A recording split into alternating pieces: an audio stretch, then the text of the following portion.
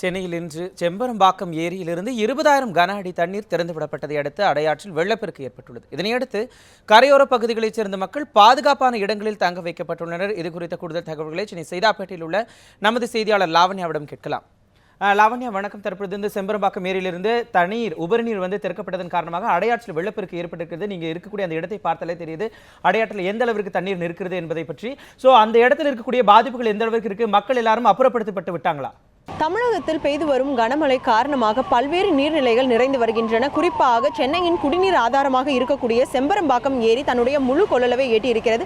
இந்த நிலையில் செம்பரம்பாக்கம் ஏரியிலிருந்து உபரி நீர் வினாடிக்கு 20,000 கன அடி என திறந்து விடப்படுகிறது. இது அடையாறு வழியாக வங்கக்கடலில் கலக்க இருக்கிறது. எனவே அடையாறில் வெள்ளப்பெருக்கு ஏற்பட்டிருக்கக்கூடிய காரணத்தினால் இங்கு இருக்கக்கூடிய மக்கள் பாதுகாப்பான இடங்களுக்கு செல்ல வேண்டும் என்று மாவட்ட ஆட்சியர் உத்தரவிட்டிருக்கிறார். குறிப்பாக நான் தற்பொழுது நின்று கொண்டிருக்கக்கூடிய சைதாப்பேட்டை மறைமலை அடிகளார் பாலத்தின் வழியாக அடையாறு சென்று கொண்டிருக்கிறது. இங்கு இருக்கக்கூடிய திடீர் நகர், ஆரோக்கிய மாதா நகர், அதே போன்று ஆத்துமா நகர் உள்ளிட்ட பகுதிகளில் இருக்கக்கூடிய மக்களை பாதுகாப்பான இடங்களுக்கு செல்லுமாறு மாவட்ட ஆட்சியர் உத்தரவிட்டிருக்கிறார். இங்கு இருக்கக்கூடிய குடிசை பகுதிகளில் தண்ணீர் தேங்கி இருக்கக்கூடிய காரணத்தினால் அதிக அளவில் வெள்ளப்பெருக்கு ஏற்பட்டிருக்கிறது. குறிப்பாக இங்கு இருக்கக்கூடிய மக்கள் தங்களுடைய உடைமைகளை எடுத்துக்கொண்டு பாதுகாப்பான இடங்களுக்கு தற்பொழுது சென்று வருகிறார்கள். குறிப்பாக அருகாமையில் இருக்கக்கூடிய சமுதாய நலக்கூடம், அதே போன்று பள்ளிகள், அது மட்டும் இல்லாமல் கல்லூரிகள் அவர்கள் தங்க வைக்கப்பட்டிருக்கிறார்கள். இங்கு இருக்கக்கூடிய மக்கள் தங்களுடைய உடைமைகளை எடுத்துக்கொண்டு செல்வதை நம்மால் தற்பொழுது பார்க்க முடிகிறது. அவர்கள்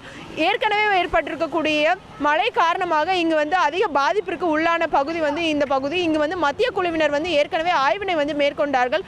அப்பொழுது இங்கு இருக்கக்கூடிய மக்களும் இதே அளவில் இதனை விட அதிகமான அளவில் தண்ணீர் வந்திருந்தது. அப்போது 18,000 கன அடி திறந்து விடப்பட்ட போது அதிக அளவில் வெள்ளப்பெருக்கு இந்த பகுதிகள் ஏற்பட்டது. தற்பொழுது 20,000 கன அடி என்ற காரணத்தினால் இங்கு இருக்கக்கூடிய மக்கள் அச்சத்தோடு தங்களுடைய வீடுகளிலிருந்து வெளியேறி வருகிறார்கள். அது மட்டும் இல்லாமல் இங்கு இருக்கக்கூடிய மக்களை அருகாமையில் இருக்கக்கூடிய சமுதாய நலக்கூடங்கள் தங்க வைப்பதற்கான ஏற்பாடுகளை செய்து வருகிறார்கள். இங்கு இருக்கக்கூடிய குடிசைகள் அதிக அளவில் தண்ணீர் புகுந்திருக்கும் காரணத்தினால் மக்களுடைய இயல்பு வாழ்க்கை பெருமளவில் பாதிப்பிற்கு உள்ளாக இருப்பது குறிப்பிடத்தக்கது. மனோஜ், லாவண்யா, அங்க இருக்கிறவங்க எல்லாம் பக்கத்தில் இருக்கக்கூடிய இந்த சமுதாய நலக்கூடங்களை தங்க வைக்கப்பட்டிருக்காங்க அப்படின்னு சொல்லியிருக்கீங்க. அந்த இடத்துல அங்க தங்கி இருக்கக்கூடிய மக்களுக்கு உணவு மற்றும் பாதுகாப்பான குடிநீர், சுகாதாரமான குடிநீர் வழங்கப்படுவதற்கு என்னென்ன நடவடிக்கைகள் தற்போது எடுக்கப்பட்டு வருது லாவண்யா? குறிப்பாக சென்னையில் நேற்று இரவிலிருந்து பெய்து வரும் கனமழை காரணமாக பல்வேறு நடவடிக்கைகளை மாநகராட்சி மேற்கொண்டு வருகிறது. குறிப்பாக 114 முகாம்கள் தயார் நிலையில் இருக்க வேண்டும் என்றும், அதே போன்று அனைத்து சாலைகளில் இருக்கக்கூடிய நீரை வெளியேற்றுவதற்கான பணிகளும் மாநகராட்சி ஈடுபட்டு வருவதாக மாநகராட்சி அதிகாரிகள் தெரிவித்திருக்கிறார்கள். அது மட்டும் இல்லாமல் தீயணைப்பு துறையினர், தேசிய பேரிடர் மீட்பு படையினர், அதே போன்று கடலோர காவல் படையினர் அவர்களுடைய படகுகள் அனைத்தும் தயார் நிலையில் வைப்பதற்கான எச்சரிக்கையும் சென்னை மாநகராட்சி வழங்கி இருக்கிறது. ஏனென்றால் பேரிடர் காலங்களில் இங்கு இருக்கக்கூடிய மக்களை பாதுகாப்பாக மீட்பதற்கான நடவடிக்கைகள் படகு மிகவும் அவசியமாக இருக்கிறது. குறிப்பாக தென் சென்னை பகுதிகளில் படகுகள் மூலம் அதிக அளவில் மக்கள் ஏற்கனவே பெய்த மழையில் மீட்கப்பட்டிருக்கிறார்கள். எனவே இந்த முறையும் இதே போன்ற மழையின் அளவு அதிகமாக இருக்கிறது.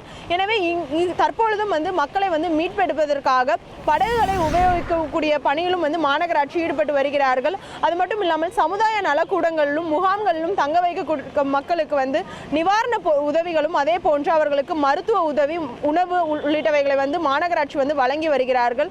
குறிப்பாக சென்னையை பொறுத்தவரையில் மாநகராட்சிக்கு சொந்தமான உணவு தயாரிக்கும் கூடங்களிலிருந்து உணவு தயாரிக்கப்பட்டு இங்கு முகாம்களில் இருப்பவர்களுக்கு உணவு வழங்கப்பட்டு வருகிறது.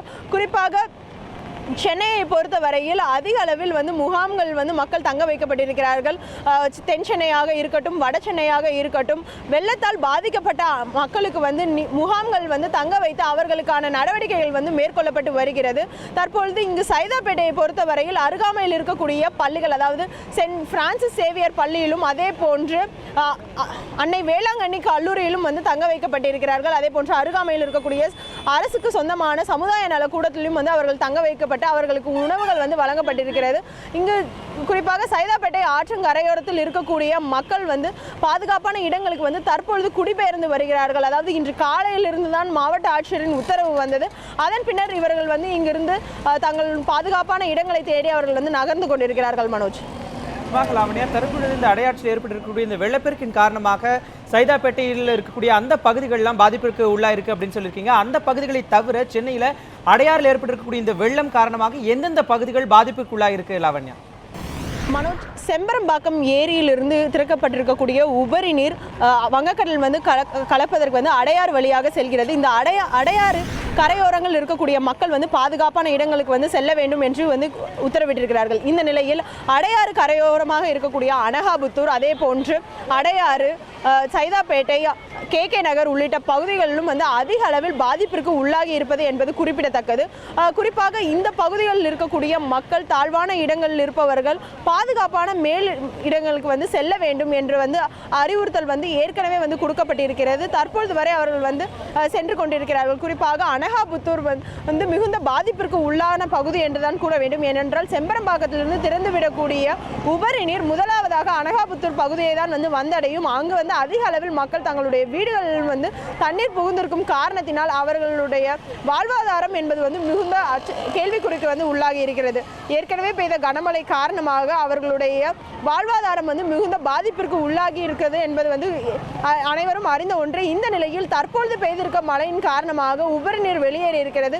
எனவே அவர்களுடைய வாழ்வாதாரம், அதே போன்று எதிர்வரும் காலங்களில் அவர்களுடைய நிலை என்பது வந்து மிகுந்த கேள்விக்குறியாக வந்து மாறி இருக்கிறது. குறிப்பாக தற்பொழுது அடையாறு பகுதியில் சைதாப்பேட்டை பாலங்களாகட்டும், அதே போன்று பிற பகுதிகளில் வந்து அதிக அளவில் மக்கள் வந்து தங்களுடைய ஆர்வம் காரணமாக நீரை பார்ப்பதற்காக வந்து கொண்டிருக்கிறார்கள். அவர்களை வந்து பாதுகாப்பாக இருக்க வேண்டும் என்பதை வலியுறுத்தும் வகையில் எச்சரிக்கைகளும் வந்து காவல்துறையினர் ஒலிபெருக்கி மூலமாக கொடுத்து வருகிறார்கள். பாலத்தில் வந்து சாய்ந்து யாரும் வந்து பார்க்கக்கூடாது, அதே போன்று பாலத்தில் அதிக அளவில் மக்கள் வந்து நிற்கக்கூடாது என்ற வந்து அறிவுரை வந்து கொடுத்து வருகிறார்கள். அறிவுரைகள் வழங்கிய போதிலும் அனைத்து மக்களும் செல்போன்களில் தங்களுடைய தாங்கள் பார்த்த காட்சியை வந்து புகைப்படம் எடுப்பது, அதே போன்று செல்ஃபி எடுப்பது போன்ற வேலைகள் வந்து ஈடுபடும் காரணத்தினால் இங்கு காவல்துறைக்கு வந்து மிகுந்த சிரமம் ஏற்பட்டிருக்கிறது. குறிப்பாக இந்த பாலத்தில் வந்து அதிக அளவில் மக்கள் நிற்கும் காரணத்தினால் பாலம் வந்து மழை காரணமாக ஈரப்பதத்துடன் இருக்கிறது. எனவே பாலம் உடைவதற்கான வாய்ப்புகளும் அதிகமாக இருக்கிறது. எனவே அதிக அளவில் மக்கள் நிற்கக்கூடாது, வாகனங்களை நிறுத்திவிட்டு அவர்கள் இந்த ஆற்றங்கரையை வந்து வேடிக்கை பார்க்கக்கூடாது. அதே போன்று நிச்சயமாக லாவண்யா, தற்பொழுது அடையாற்றில் ஏற்பட்டிருக்கக்கூடிய அந்த வெள்ளப்பெருக்கு குறித்து சைதாப்பேட்டை திடீர் நகர் அந்த பாலத்திலிருந்து விரிவான தகவல்கள் கொடுத்தீங்க. உங்களுடைய தகவல்களுக்கு நன்றி லாவண்யா.